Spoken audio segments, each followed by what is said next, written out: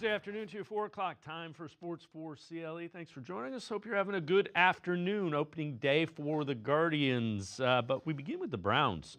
University of Colorado offensive coordinator Pat Shurmur, former Browns head coach, and the Giants as well, told cleveland.com's Kay Cabot his thoughts on quarterback Shedeur Sanders.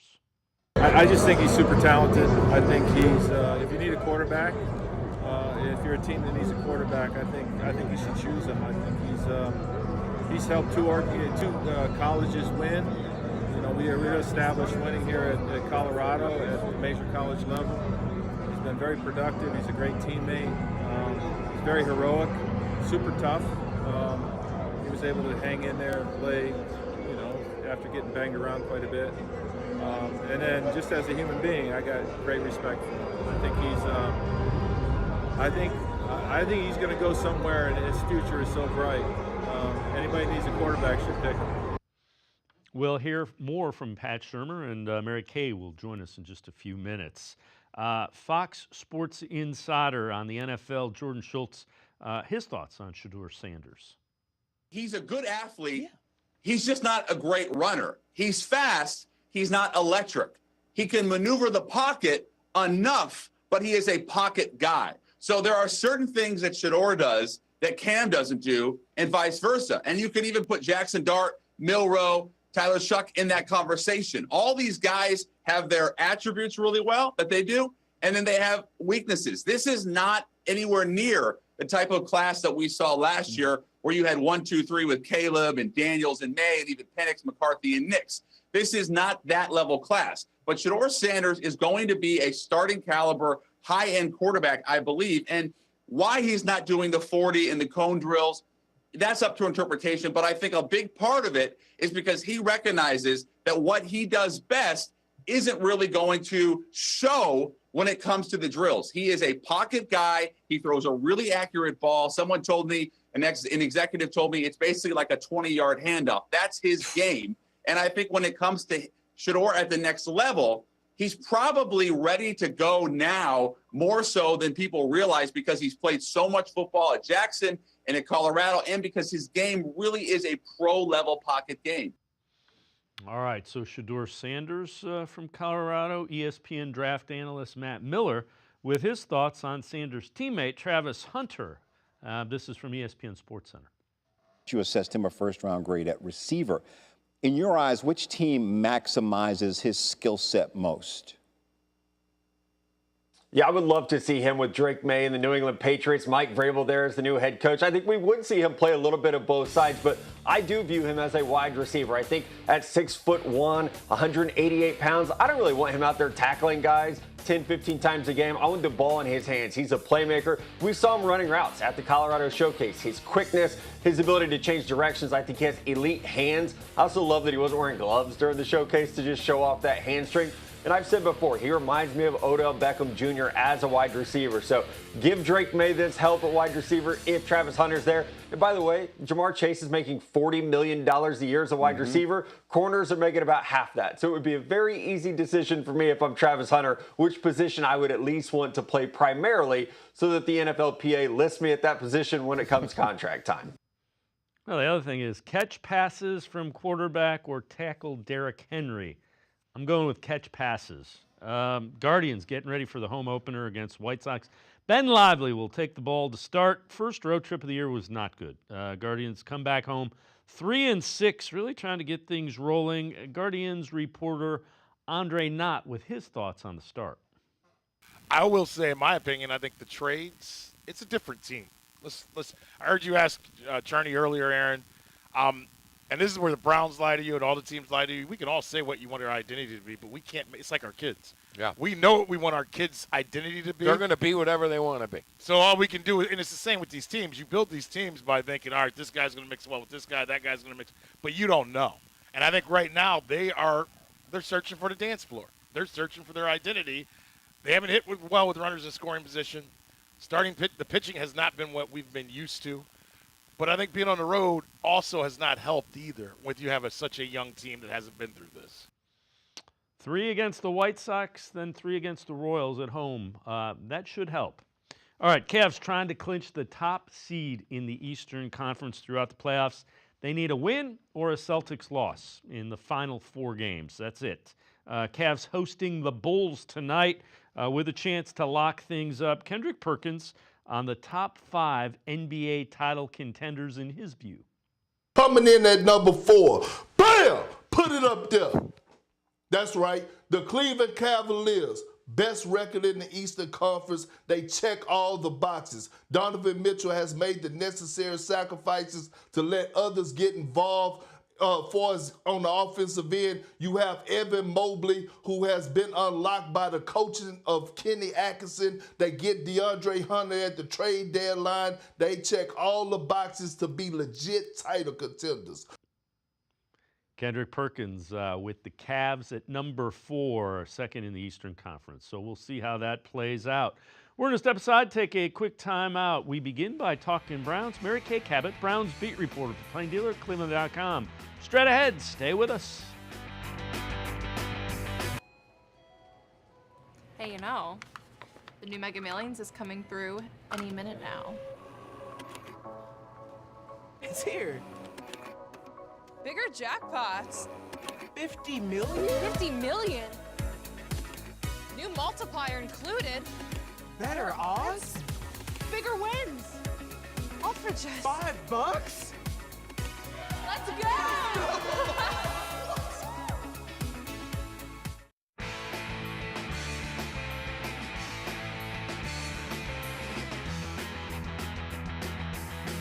We begin by talking Browns and the NFL draft. Shocking, I know. Shedeur Sanders' offensive coordinator, Pat Shurmur, was a head coach with the Browns and the Giants. So, look, he knows what an NFL quarterback looks like. Mary Kay Cabot from the Plain Dealer, cleveland.com, had a chance to talk to him at Colorado during the pro day, asked him about the questions concerning Shedeur Sanders' arm strength. Yeah, with regard to the arm strength, I've seen it obviously at this level and certainly at the pro level for many years. He can make every throw you need to make, and so that whole lack of arm strength thing, you know, I don't think it's very accurate. You can make every throw that you need to make, and you can do it and be very precise with your ball placement. I just don't put much stock in that. His ability to make good decisions, I think, is one of the things he does extremely well. When you're a quarterback, you're constantly making decisions, and when it comes to throwing the ball, you got to know what you're looking at, know when you see what you want to throw, and then pulling the trigger. So him being able to do that smoothly is part of what makes him unique. Let's welcome Mary Kay Cabot, Browns beat reporter for Plain Dealer, cleveland.com, to the show. Mary Kay, you were out in Boulder for the pro day. What did you come away thinking with what you saw from Shedeur Sanders and Travis Hunter and the Browns contingent? Everybody that you would want there that's going to be involved in the decision for the Browns was there. Right. It was unbelievable. I would say that Shedeur Sanders checked off one of the boxes that I had a question mark about, and that was the arm strength. I don't know why people say that he doesn't have a strong arm when you see the deep ball that he can throw with really nice, uncanny accuracy. He can put touch on it. He's really concerned about throwing a catchable ball to his receivers. He wants to make their job as easy as possible, and I think that's vitally, vitally important. So he does all of that. And if there are a few flutter balls or some wobblers on some of the shorter routes, I think that he can work with that. That's something that you can fine tune, and you can refine that and tweak that once you get into the pros and you're dealing with Bill Musgrave and Tommy Rees. If you have enough zip on the ball to throw it 60 yards where it needs to go, then certainly you can work with your 25-yard out. Yeah, and the other thing is, remember, the offensive line didn't often give him time, so he probably didn't have a chance to throw the ball down the field. Relative to Shurmur, Pat Shurmur knows Kevin Stefanski. They've worked together. He also knows Bill Musgrave, the quarterback coach. Here are his thoughts on the fit between Shedeur and the Browns coaching staff. I think I've really expressed to Kevin and Bill Musgrave, and Andrew Berry, all the same thoughts. I think those are wonderful people and great coaches, and I think Shedeur and those men working with him you're going to get great results. And so, I don't coach Shedeur anymore. Maybe someday soon, maybe someday at some point I will again, but I'm really rooting for him. And I love to see him go to a place with really great people, because I think the combination of his talent, his skill, his ability, working with guys that really know what they're doing, it's going to be fun to watch. And again, Mary Kay, it's his guy, so he's going to say nice things, but he didn't have to go kind of where he went relative to the coaching staff and the fit. Right. And the other thing to remember about this is that he really does know these guys. He's very close to Kevin Stefanski.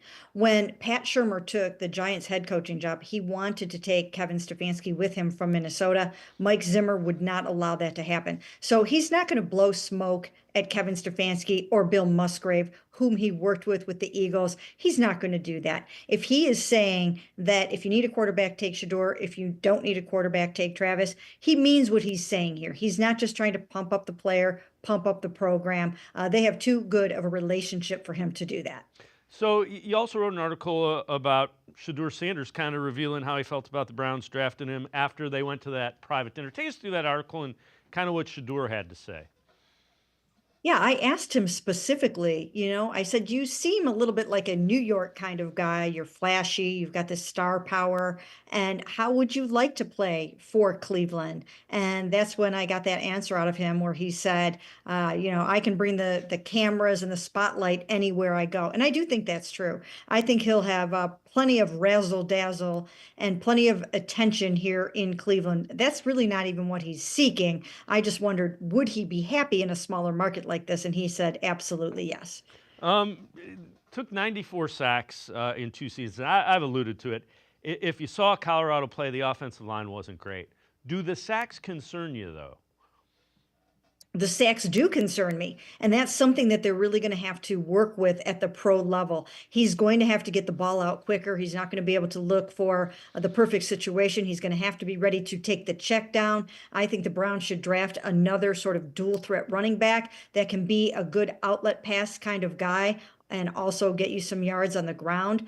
And that's in part, I feel that way because Shedeur isn't really necessarily a running quarterback. So if you're going to have sort of more of a runner out of the backfield at times, I think that you want to have your running back there being able to do multiple things.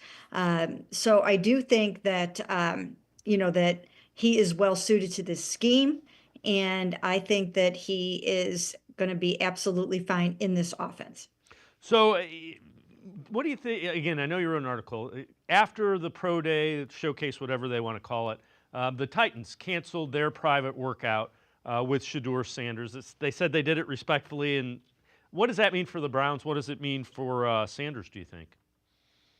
It seems to mean that the Titans have really settled on Cam Ward. So it probably means that the Browns, if they have thought anymore about trying to trade up, that they're probably realizing now that that isn't going to happen, even though Andrew Berry told us at the NFL annual meeting that it was unlikely to begin with.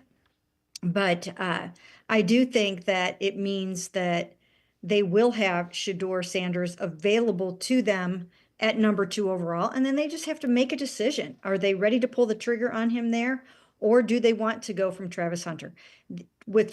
The interesting thing about Hunter is that we came home from this workout and all of a sudden everybody's on the Hunter bandwagon. And I thought that was a little bit unusual where people were saying stuff like that, because I thought it was a really nice workout. And again, I thought he checked off the box of being able to throw that deep ball. And I don't really have concerns about the shorter passes either. So, again, I know you had a Hey Mary Kay, and you also wrote an article. Does it seem to you, and you've been at the owners' meetings, you've been at the pro days, does it seem to you that it's Shedeur Sanders or Travis Hunter at number 2? And can you tell just how Andrew Berry, Kevin Stefanski feel about those 2 guys? I do think they really like them both. And when I asked Andrew what was his takeaway as he left Boulder, he said, my takeaway is, can I have them both? And I thought that was a great answer because I do think that they feel that way. I think there's a world in which they could draft Shedeur Sanders and build around him and support him and do whatever it takes to help him be successful. I could also see them drafting Travis Hunter and then trying to come back and get their quarterback later, somewhere maybe in the second round. Maybe you trade back up into the first round to see if you can grab someone there. So I do see the wisdom in doing that, but only if you can get another one of the quarterbacks or be reasonably sure you can get one of the quarterbacks that you really, really like a lot, maybe even just as much as you like Shedeur. Let's say, for instance, you love Jalen Milroe and you feel like you could get him somewhere else, then maybe it makes sense to end up with Hunter and Milroe or Hunter and Shuck. So there is some strategy involved here. I personally wouldn't risk it. I would go with Shedeur at number 2 overall and just make sure you're getting your man. You did see the workouts and Travis Hunter running routes. It seems like he would rather be a wide receiver. And that's just, I mean, he looked like he was having a lot of fun running routes at the pro day. And the cap for wide receivers in the NFL is getting up there into the $40 and $50 million a year range. How impressed were you with Travis Hunter, wide receiver? I really liked what I saw with him as a wide receiver. I think he really wasn't going to work out, and I think that Shedeur probably had to talk him into it a little bit the day before this workout. So I don't think it's that he prefers necessarily to play wide receiver. I truly believe that he wants to play both as much as he possibly can in the pros. And I just don't think he really wanted to go out there and do too much in this showcase at this point. I think these guys are kind of done, which is also why I think that Shedeur wanted to cancel his workout. It was a mutual decision, supposedly, but Shedeur seemed relieved that this showcase was over and not really ready to jump into another private workout, especially for a team who seems pretty well set on Cam Ward at number 1. So I don't necessarily think this is a referendum on Hunter only wanting to play receiver or preferring to play receiver. It was just the way that the showcase worked out for him. Mary Kay Cabot, Browns beat reporter for Plain Dealer, cleveland.com, and I are going to step aside, take a quick timeout. Other side of the break, Mary Kay was at the owners' meeting. We'll talk a little bit about that, plus more on the quarterback position. Sports4CLE. I'll be right back. Stay with us. Come back to go forward. Back to learning new things. Back to pursuing your dreams. Tri-C has flexible learning options to fit your life. And every year, more than 1,000 local companies provide Tri-C students with real-world learning. The right education can boost your lifetime earning power by hundreds of thousands of dollars. Start now with a college education you can afford. Tri-C, where futures begin.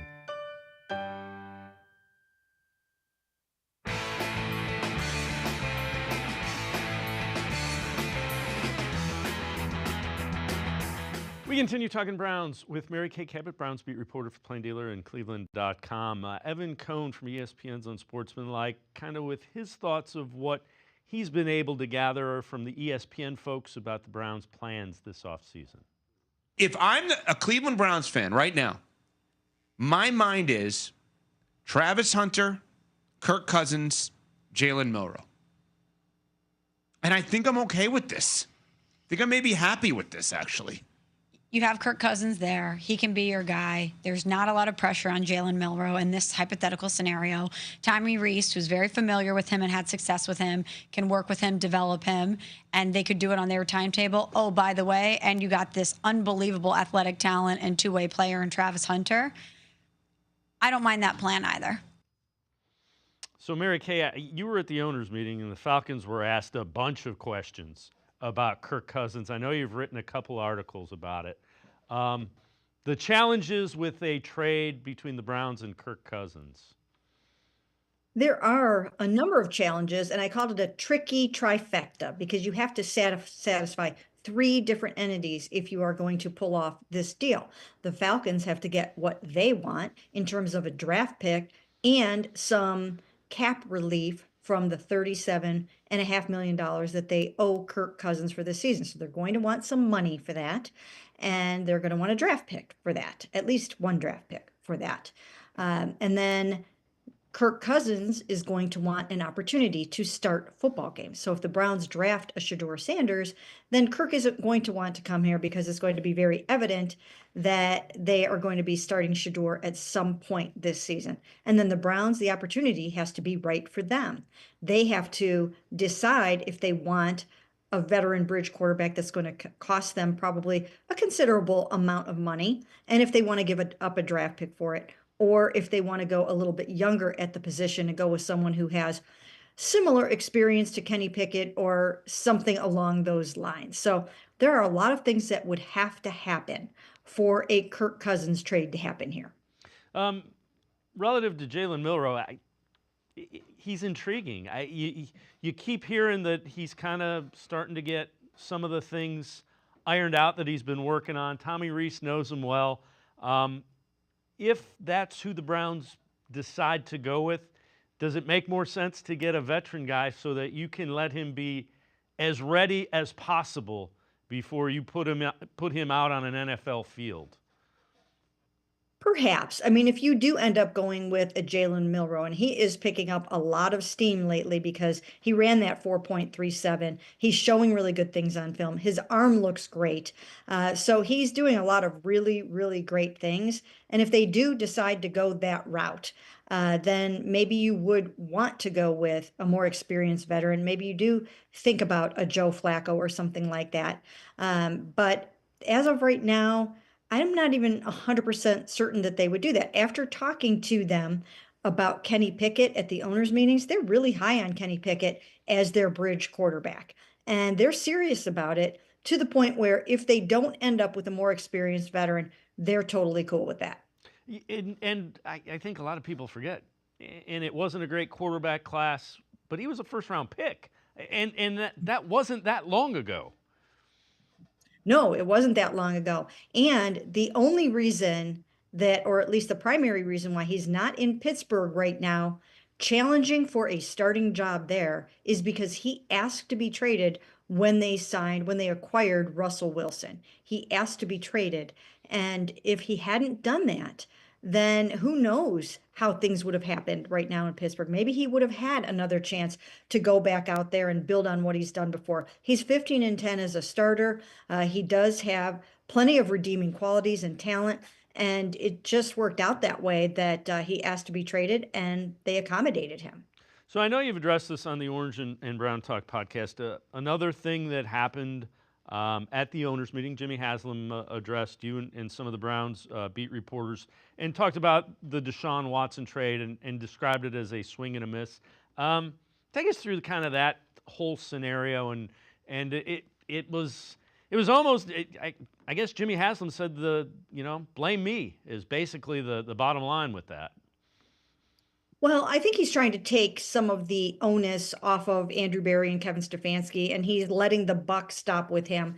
But I've said numerous times, and I really do believe this, that yes, it was an organizational decision, but it wasn't Jimmy's idea to go out and acquire Deshaun Watson. He doesn't have those kind of talent evaluation skills where he can do that. What he did do was come through with the money, the $230 million guaranteed contract, which clinched the deal. But I'm sure it was Andrew and Kevin putting their heads together and saying, we need to do something here, and this isn't working out for us with Baker, and let's see what we can do. And he was the best quarterback available. And at the time, of course, 3 other teams were just as hot after Deshaun Watson as the Browns were. So it's not like they just went rogue and did not know what they were looking at. This is another one of your Hey Mary Kays, and I'm pretty sure I know the answer to this, but we'll ask it. Should the Browns wait until 2026 to draft a quarterback? No, not at all. And I just wrote that in a column that I wrote about what they should do in terms of Shedeur or Travis Hunter. And they can't do that because they do plan on getting to winning this season. And if they just win the turnover battle a bunch more than they did last year, if they stop turning the ball over and get some takeaways, you're going to get to 7 wins just by virtue of that. So that's not going to get you an Arch Manning or your quarterback for next year. I just don't really think that you can try to do that. Now, having said that, and you know that I have said so many times, draft 2 quarterbacks in this draft. There are some intriguing ones that you might be able to get later. I would be grabbing 2 of them and seeing if you can't make something of either one of them, or have them press each other, or have the second one be your backup or your developmental quarterback, whatever the case may be, also at a rookie contract. But I just don't think that you can wait until next year to try to do this. And if you don't, draft the right quarterback this year, you can recover from it.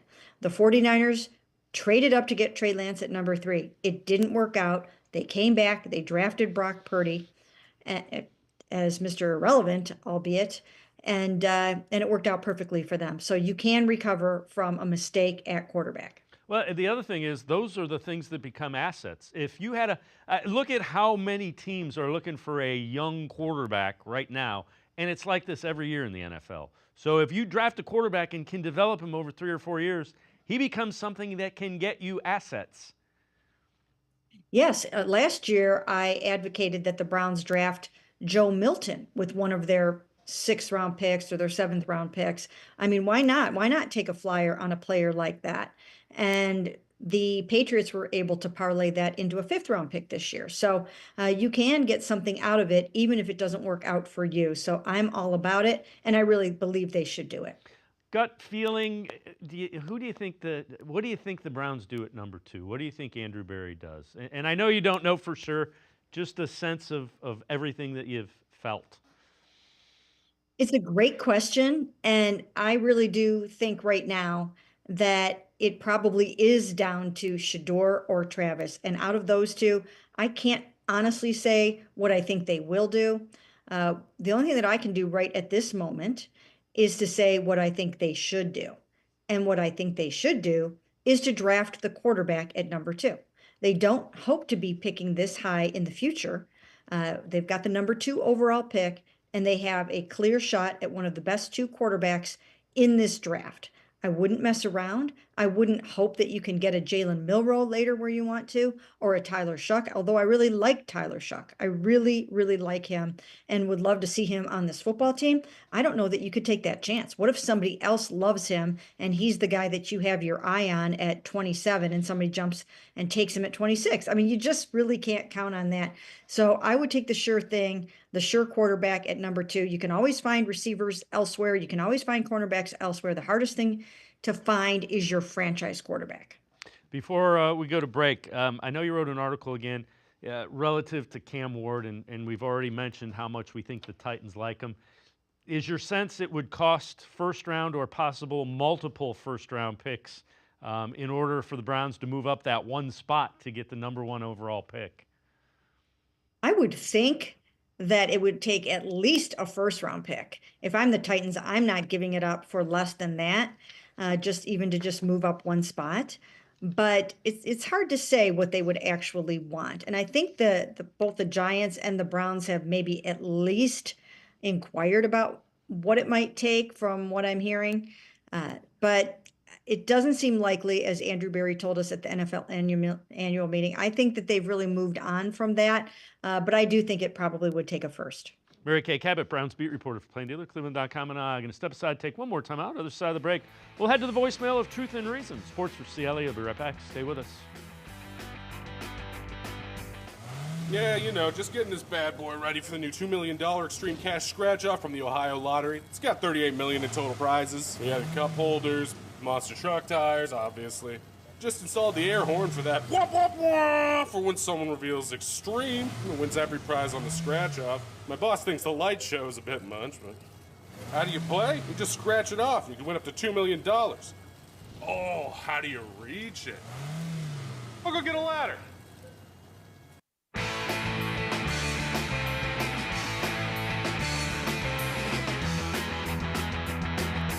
We continue talking Browns with Mary Kay Cabot, Browns beat reporter for the Plain Dealer, cleveland.com. Let's head to the voicemail of Truth and Reason. You know, I think the one position that we're not really talking about enough is the running back position. And with Nick Chubb possibly out the door, I think we need to bring in a young and powerful running back. And I think the one back that I was thinking about was Cam Cabot from Arizona. The one thing his coach raved about was how versatile he is and multiple years. His head coach really did rave about how he can line up anywhere you put him at. And Cam's collegiate numbers match Christian McCaffrey. And I think having a back like that is really also what we kind of needed. And, yeah, I just think he'll be a great addition if we draft him in the 3rd round. As always, appreciate all of the voicemails. Mary Kay, I know you've had a Hey Mary Kay about it, and we get them all the time. Nick Chubb, have you heard anything? Has he visited with anybody? Have you heard anything relative to Nick Chubb? No, he hasn't visited with anybody to my knowledge, and I don't really think he's had many offers or anything like that. And I think the longer that it goes, the more likely it is that he will end up with the Cleveland Browns. And I know fans love to hear that. That's music to fans' ears. They really want him back here, and I really do think that there is a chance that's going to happen. I would probably put it at maybe 60% now. Again, I think the Browns will draft a running back, but I also think that there is a chance, there is a world in which Nick can come back here if they feel that they have a role for him. And again, huge, maybe one of the best running back draft classes ever. There's probably 8, 10, 15 guys that people think can play in the NFL coming out that are running backs this year. Yeah, it's a nice class. It really is. And I advocated in the column that I just wrote that it needs to be a dual threat running back, just in the same ilk of a Jerome Ford, because you don't really necessarily have a mobile quarterback. I think they can utilize a running back in that way out of the backfield where you're catching passes, where you're gaining those tough yards. So I think as much versatility as they can get in that regard would be beneficial for them. And there's plenty of good running backs that can do that in this draft. So do you expect this to be a very offensive heavy draft, just based when you look at the positions that need to get younger? It would seem that there are a lot of them on offense. Well, the Browns have 10 picks. So I think that there will be probably a pretty good mix, and they always surprise us. Andrew Berry zigs sometimes when we think he's going to zag. So I can't honestly say that they're going to go offense, offense, offense with their top 3 picks. Maybe they will. I probably would. I would probably go quarterback, running back, receiver with my top 3 picks. But I don't really know what Andrew obviously will do there. But he really kind of bucks conventional wisdom a lot when it comes to the draft. Yeah, I keep remembering MJ Emerson in the 3rd round and when that was their first pick. So I get where you're going with that. Chris Canty from ESPN's Unsportsmanlike, how he sees the Browns approaching the NFL draft. I don't think they're going to go quarterback with the number 2 overall pick. I do think they're going to go quarterback early in this draft, and it could be quarterback in the 1st round, them trading back up from 33 into the latter part of the 1st round in order to grab a guy. Here's the thing with Cleveland, and I realize that sometimes the best approach to roster building is fortifying a strength. The defense is the identity of the team, led by Myles Garrett. Adding Abdul Carter would make it even more dominant, but they need guys that can score touchdowns. They don't have enough touchdown scorers right now. I mean, Cleveland is 31st in touchdowns scored last year. They're 28th in passing touchdowns. They've got to find guys that could get the ball in the end zone. Jerry Jeudy is just not enough. And so to me, being able to add another receiver alongside him like Travis Hunter and then sprinkle in David Njoku, you feel good about your receiving core for whoever's going to be playing quarterback for you this upcoming season. Mary Kay, we keep talking about this, and it's the same answer. You got to get a quarterback. And you're going to have a quarterback that's going to need playmakers. So that it's a challenge. Well, the Browns do have some playmakers now. So I actually think if they draft a quarterback, the quarterback that they're drafting is landing in a pretty good spot. The Browns have a good offensive line. They have a question mark at left tackle, depending on what happens with DeJuan Jones. But they've got Jerry Jeudy. They've got David Njoku. They've got Cedric Tillman. So they have some good weapons. And I think if they add 2 more really good weapons to that offense, I think they'll be in good shape along with the quarterback. So it's a good landing spot. The other thing is a quarterback's best friend is a really good defense, a defense that can take the ball away, strip the ball, force turnovers. And if they can get that kind of production out of their defense, then this would be a really nice place for any quarterback to start his career. So this is from NFL.com. Eric Edholm wrote this. 9 teams that need to ace their picks this April, so the NFL draft. They have the Giants 1, the Browns 2, Titans 3. Those are the top 3 teams picking. That's usually the case. Dolphins, Colts, those are 2 question marks with quarterback. Then you got Bengals, 49ers, 2 teams that have talent, miss the play, and then the Cowboys and Falcons. I think the way the NFL is now, if you didn't make the playoffs, the draft and free agency becomes important because teams turn around quickly. Yeah, and there are multiple avenues in which you can do that now. Trades do happen. Teams do sign free agents. So you can get your team turned around pretty quickly from one season to the next with a good draft, with good trades, acquisitions. And that's why the whole notion of a rebuild, it doesn't really need to happen in the NFL. Teams don't really have to do a tear down type of thing. You can just keep restocking year after year if you're doing a good job with your drafting. And there are teams that have had the type of draft. If the Browns have the type of draft that, I think it was the Eagles a couple years ago, you hit on 4 or 5 of the 8 to 10 picks and you hit on them big, all of a sudden this roster looks pretty good. Yes, that's exactly what you have to do. So the Browns ideally are going to need to get 3 to 4 starters out of the 10 picks that they have in this draft. That's what you would want to hope for. And they filled in some nice pieces in free agency. So I think they're in pretty good shape. And then it's not even over after that. If you still feel like you need certain things, you can make trades all the way up until October, late October, November. So, so there will be opportunities still to bolster this roster. So before I let you go, one of your Hey Mary K's. With David Njoku, final year of his contract, and Kevin Stefanski liking 2 tight end sets, why has there been little talk of trading down and taking Tyler Warren? Well, I think the Browns, they really don't need a tight end that badly that you're going to trade down from number 2, trade away from a quarterback. You can get an Elijah Arroyo from Miami in a later round.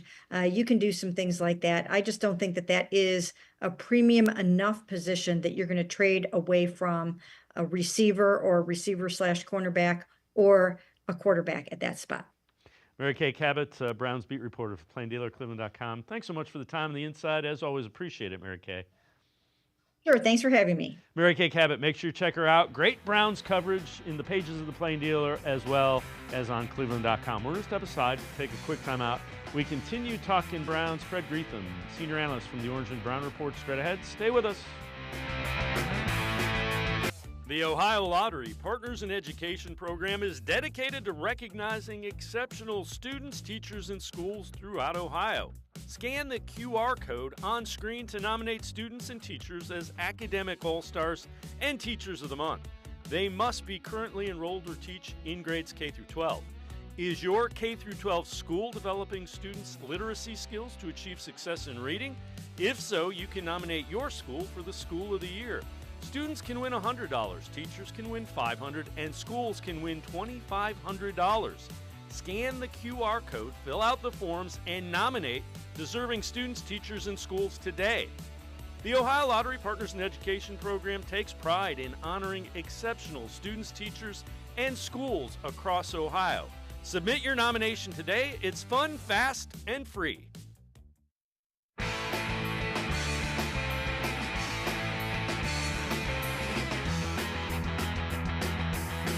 We continue talking Browns on Sports4CLE. Former Browns and Giants head coach Pat Shurmur, currently the University of Colorado offensive coordinator.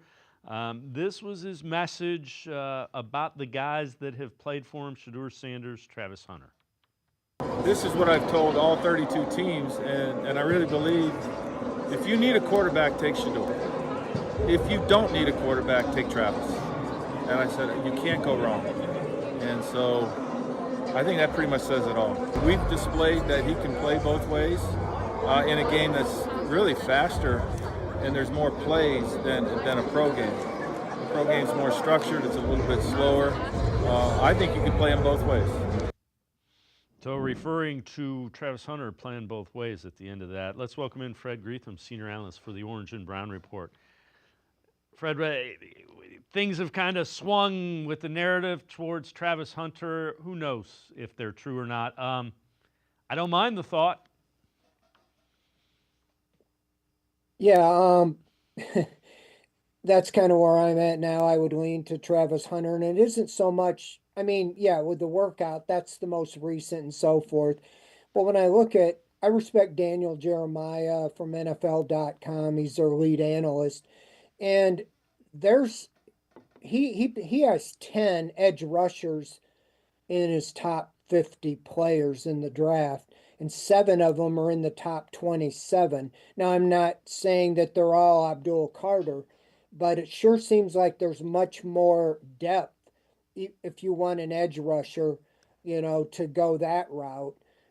If you're not going to take a quarterback, if you take Hunter, you still, I think, could get, a very good, maybe even a first round talent or graded edge rusher if that's the way you wanted to go, even at 33.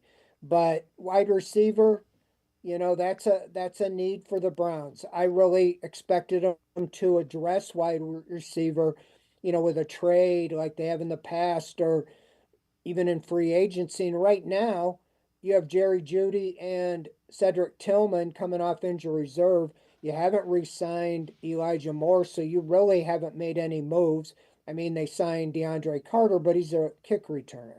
So the Travis Hunter addresses 2 needs. It gives you a potential, you're starting wide receiver opposite Jeudy, and it also is it's a cornerback that could be paired up, with Denzel Ward, as a lockdown or at least as the third cornerback and play him in special, passing situations or whatever. So you can really go either way. I mean, I could be sold with having the duo of, like a Micah Parsons with Abdul Carter and Garrett, but I can also see them solving 2 problems at 2 premium positions at areas they haven't addressed in the offseason at cornerback and wide receiver. So that to me, but then that doesn't solve your quarterback situation. And if you go, quarterback, then he's going to pretty much, you have to be sold that he's your guy,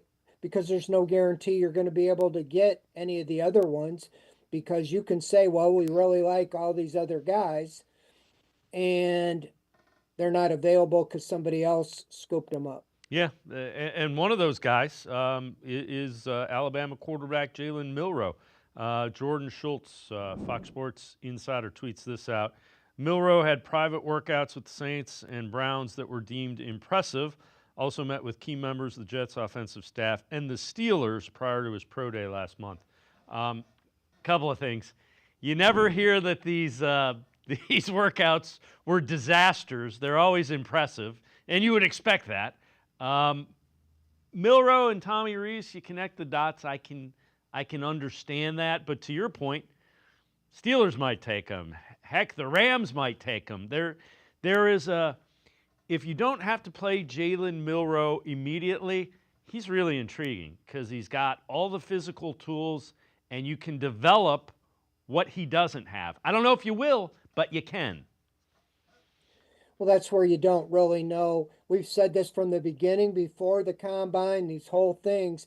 There was about 4 quarterbacks perceived to be the top 4, but we really don't know what the Browns feel starting with Shedeur Sanders. You can assume they like Cam Ward, but you don't know that for sure. But if he's, by all practical purposes, going to the Titans, then what are the other 3? Do you believe in any of them, or one good enough to be your franchise? Because yes, if you take Sanders, you are committing to him and passing maybe generational player like Carter or Hunter, but you're solving your biggest problem. But if you don't take a quarterback, there's no guarantee you're going to get any of them. I mean, I knew felt pretty strongly when Jalen Milroe ran, and he runs somewhere like a sub 4.4, I think it was 4.37, immediately, despite his throwing inaccuracy, the comparison's going to be to Lamar Jackson. Nobody was talking about Lamar Jackson in the year the Browns drafted Baker Mayfield. There was 4 quarterbacks everybody talked about, and Jackson got picked as the 5th one, 32nd by the Ravens. So, that's where it comes down to. But he's not ready to go right away. And so if you believe in him, that's why it would be so important if you could get a Kirk Cousins or somebody that could step in for a year or two, and then you could take Jalen Milroe. But the way quarterbacks go, I wouldn't be surprised if those Jackson Dart, Milroe all get picked in the first round besides Sanders and Ward. You can't count on them being available at 33, and you can't count on being able to trade up to get somebody. So, what are your thoughts about Kirk Cousins? I mean, there's a lot that would have to happen to make that trade work for both sides. Do you think is it doable? Well, this is the way I look at it. If the Browns take a quarterback at 2, Cousins is off the table. And whoever you draft, I assume be Sanders, would be your starter unless he wasn't ready. And then it would likely be Kenny Pickett. Then you sign Joe Flacco or Carson Wentz as your third guy unless you drafted another one. But I can't believe you just have 2 rookies and Kenny Pickett. But Cousins is waiting. He wouldn't waive his no trade if the Browns take a quarterback at number 2 because he wants to play. He doesn't want what happened to him last year when he thought he was going to be the guy at Atlanta with the contract, and then they drafted Michael Penix and replaced him. So he's waiting for the draft. If you do not draft a quarterback, if you draft Hunter or Carter, then I think Cousins is in play. He would waive his no-trade clause. The problem with the trade is that the dead cap money, and there would have to be some type of restructuring, and I don't know all the weeds details, whether on the Falcons' end of it or on his end of it, where there be some buyback. But I think the rub right now is they want to get something out of this thing, and it would come down to how much are you willing to pay in the contract.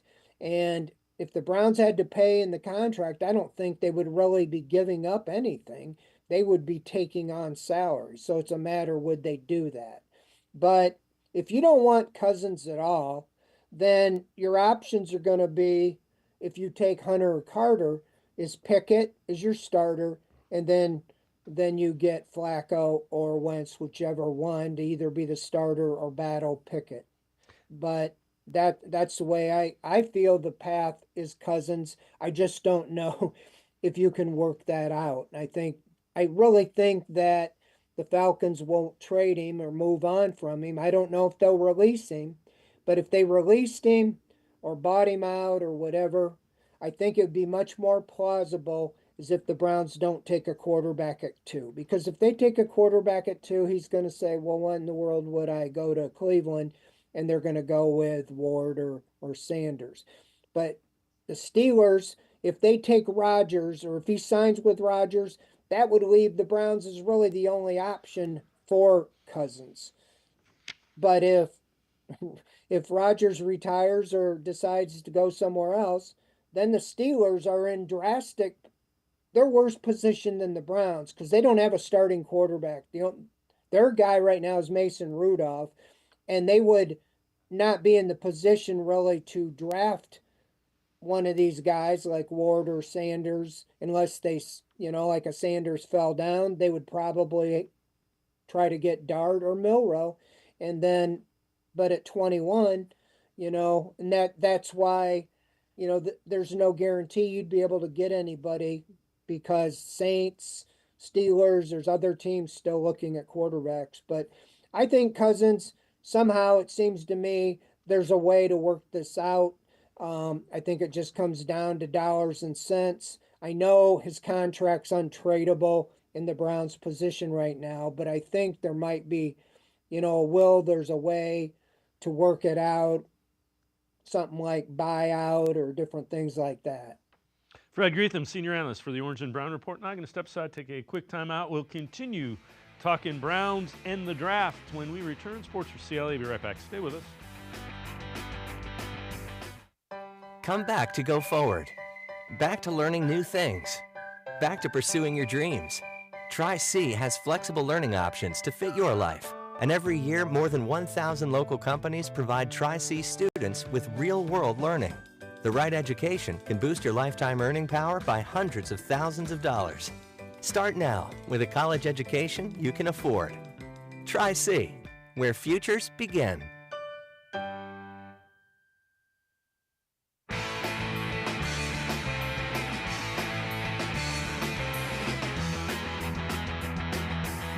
We continue talking Browns with Fred Greetham, senior analyst for the Orange and Brown Report. James Palmer on the Browns and their second pick. This from Bleacher Report Gridiron.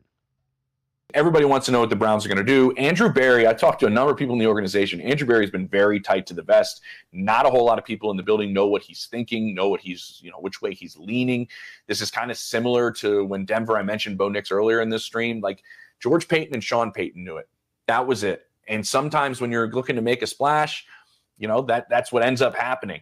And so not a whole lot of people in the building know. They've looked at the idea and they've tossed this around, to my understanding, of taking either Abdul Carter or Travis Hunter and then looking at what their quarterback options would be at the top of the second, where they have the second pick, or trading back into the back end of the first for the quarterback that they like. Because there is a larger gap between Cam Ward and Shedeur Sanders. So, Fred, again, Andrew Berry plays pretty much everything tight to the vest. That isn't new. The question is the gap between Cam Ward and Shedeur Sanders, and then Shedeur Sanders and the rest of the quarterback class in Andrew Berry's mind. That's kind of what it comes down to. Yeah, that's the bottom line, and nobody really knows. If the needle's been changed. I think there's a good possibility that they're not for sure. I'm pretty confident it's going to be one of the four, one of the two quarterbacks, Ward or Sanders, or Hunter or Carter. But the puzzling thing a little bit is why the Titans, if they haven't made any moves at quarterback either, why don't they just come out and say we're taking Cam Ward? All their moves have kind of pointed to that, but just like the Browns haven't said we like both those guys. We'll take either one, whoever the Titans don't take.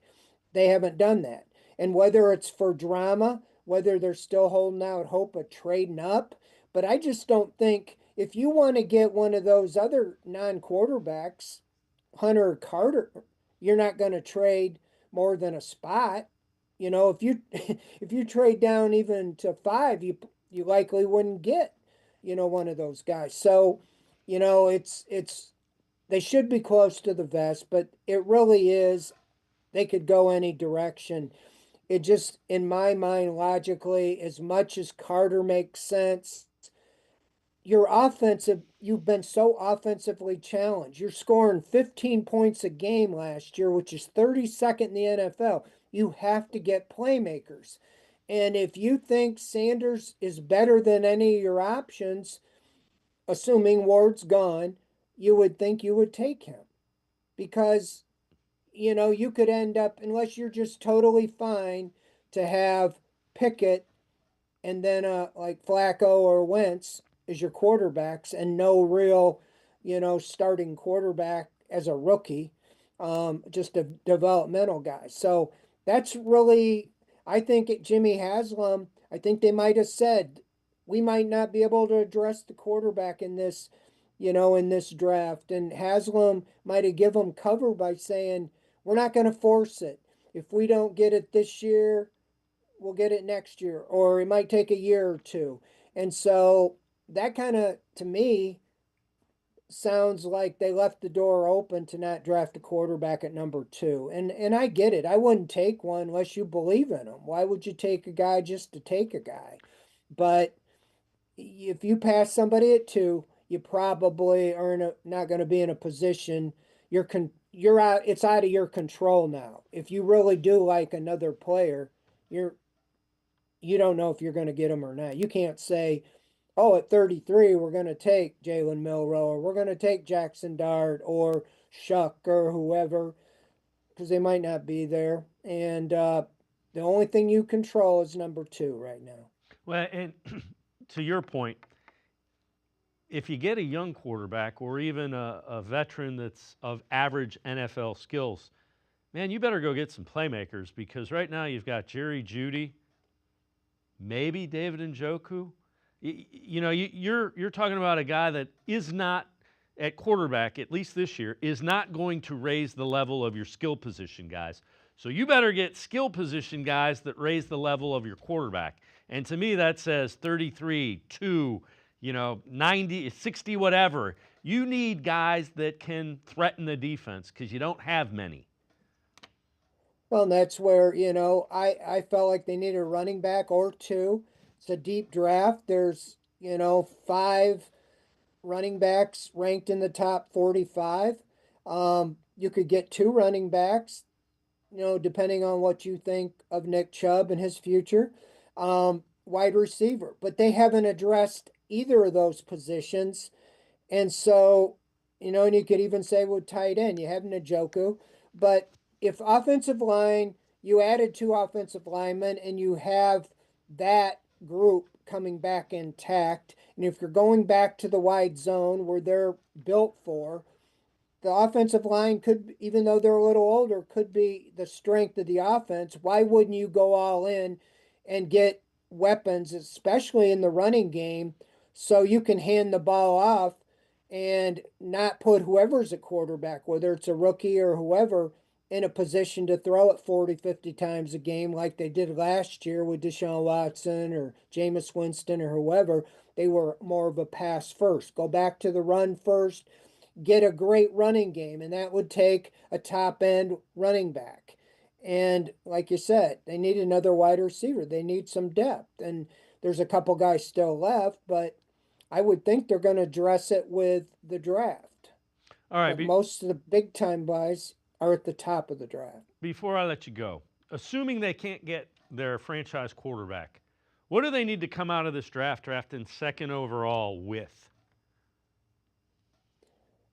A big playmaker, and I think either Carter or Hunter is a playmaker. I just lean a little more to the offensive side.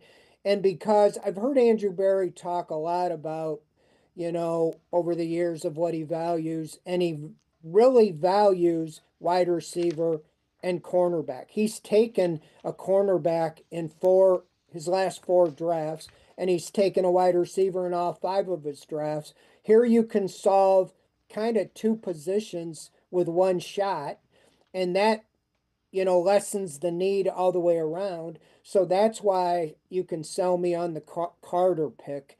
But then you got to get a running back. You got to get a top-end running back like Travion Henderson or Judkins or Caleb Johnson. I don't think you can get Gene T or Hampton, but I think you can get a top-end running back in the 3rd, 4th round. And if you have Hunter, a top-end running back, I think it puts you a long way down the road in putting points on the board. Would agree with you wholeheartedly. If you don't get the quarterback. Would agree with you wholeheartedly. You need playmakers. Fred Greetham, as always, great stuff. Appreciate the time and the insight. Thanks very much, Fred. Thank you, Dave. Fred Greetham, make sure you check him out. He is the senior analyst for the Orange and Brown Report. Really good Browns coverage. That's going to do it for this edition of Sports for CLE. We'll see you back here tomorrow at 4 o'clock. Have a great night, everybody. See you tomorrow at 4 on Sports for CLE.